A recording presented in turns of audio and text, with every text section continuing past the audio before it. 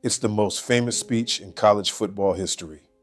A 21-year-old quarterback stands at a podium, tears in his eyes, and makes a promise to 90,000 heartbroken fans. I just want to say one thing to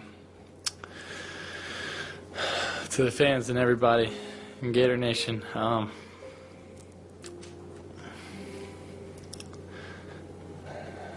sorry.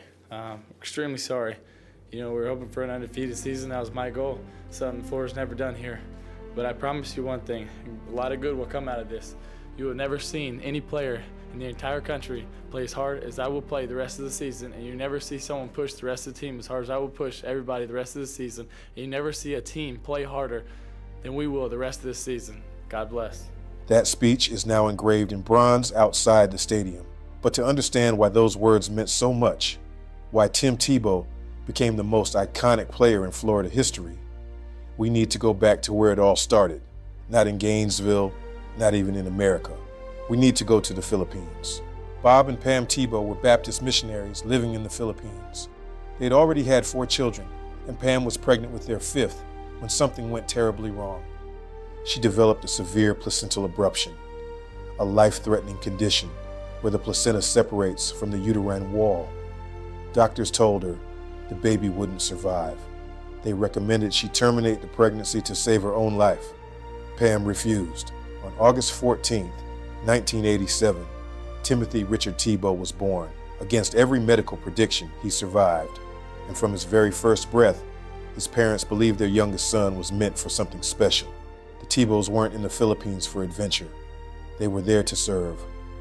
Bob ran the Bob Tebow Evangelistic Association, spreading the gospel across Southeast Asia.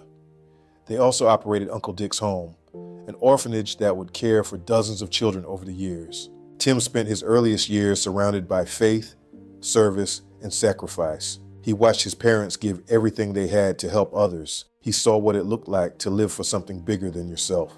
These weren't just lessons he learned. They became the foundation of who he was. When the Tebows returned to the United States, they settled on a 44-acre farm outside Jacksonville, Florida. And Pam made a decision that would shape her children's lives. She would homeschool all 5 of them. This was 1982. Homeschooling wasn't mainstream. It wasn't trendy. It was radical. The Tebows were pioneers, building a curriculum from scratch while running a farm and continuing their missionary work. For Tim, this meant a childhood unlike any other athlete you've ever heard of. His classroom was the kitchen table. His PE was working the farm.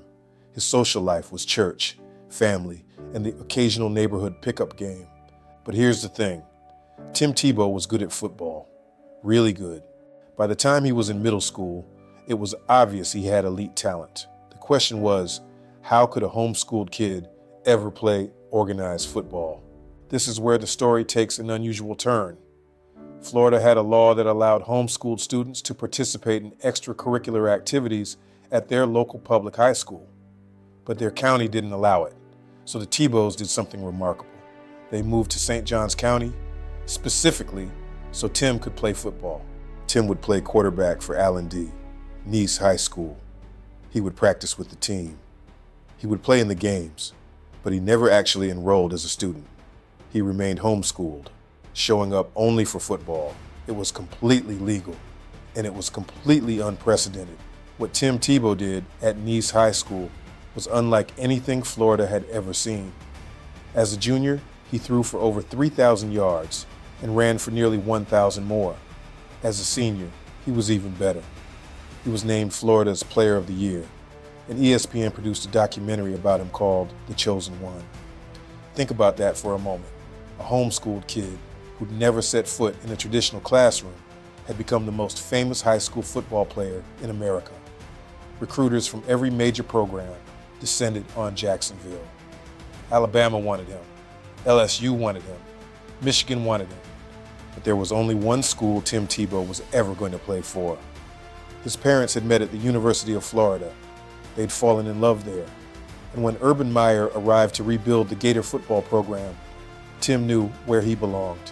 He committed to Florida, and he promised them he'd bring championships to Gainesville. Tim Tebow arrived at Florida in 2006 as the most hyped recruit in program history.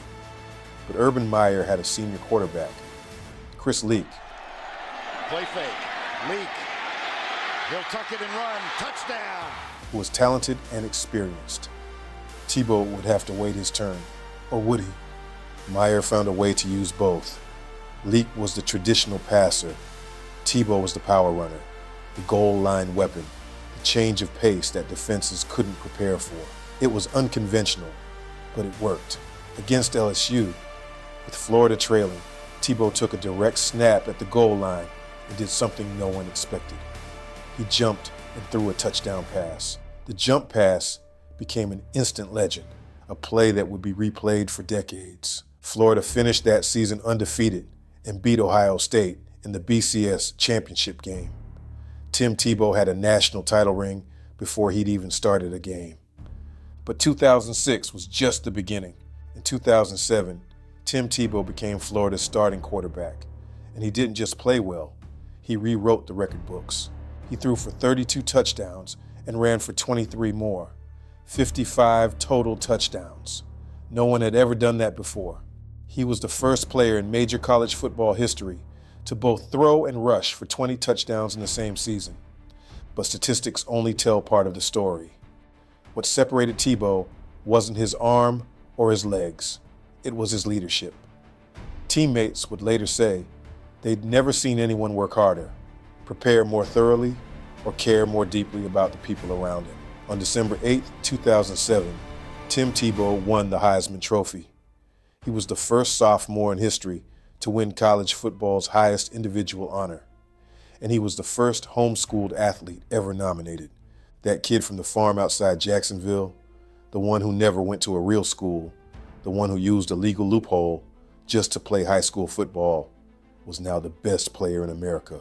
The 2008 season started with national championship expectations. Florida was supposed to go undefeated. Tim Tebow was supposed to win another Heisman. Everything was supposed to go according to plan. Then they went to Oxford, Mississippi. Florida lost to Ole Miss, 31-30. Their championship hopes, their perfect season, gone in an instant. The locker room was silent. Fans were devastated. And then Tim Tebow walked to the podium. He didn't make excuses. He didn't blame the officials or the coaching or his teammates. He took full responsibility. And then he made a promise that no one would ever forget. He promised that the fans would never see anyone play harder. He promised that good would come from this loss. He promised that this team would fight like no team had ever fought before. It wasn't just words, it was a covenant. Florida won every game after that Ole Miss loss, every single one. They climbed back into the SEC championship game, where they faced number 1 ranked Alabama. Alabama had the best defense in the country. They were undefeated. They were supposed to play for the national title. Tim Tebow had other plans. He threw for 216 yards and 2 touchdowns. He ran for another 57. Florida won 31-20, and it wasn't even that close. In the BCS championship game against Oklahoma, Tebow and Florida dominated from start to finish. They won 24-14. Tim Tebow had delivered on every word of his promise. 2 national championships, a Heisman Trophy, SEC records that still stand today. But when people talk about Tim Tebow's legacy, they don't start with the statistics. They talk about how he treated people, how he spent time with sick kids before every game, how he remembered the names of equipment managers and cafeteria workers, how he made everyone around him feel like they mattered. Tim Tebow was raised by missionaries who showed him what service looked like. He was homeschooled by parents who taught him that character matters more than accolades. He was shaped by a faith that told him his purpose was bigger than football. That's why his speech is engraved in bronze outside the swamp. Not because of what he did on the field, but because of who he was as a person. Because when he made a promise, he kept it. Because when he said he'd work harder than anyone, he meant it. From a miracle birth in Manila to the Heisman stage, from a homeschool kitchen table to the national championship, Tim Tebow's journey is one of the most remarkable stories in college football history. Not because he was the most talented, but because he refused to let his talent be the most interesting thing about him. I'm sorry, but I promise you one thing. A lot of good will come out of this. You never see a team play harder than we will the rest of this season. God bless.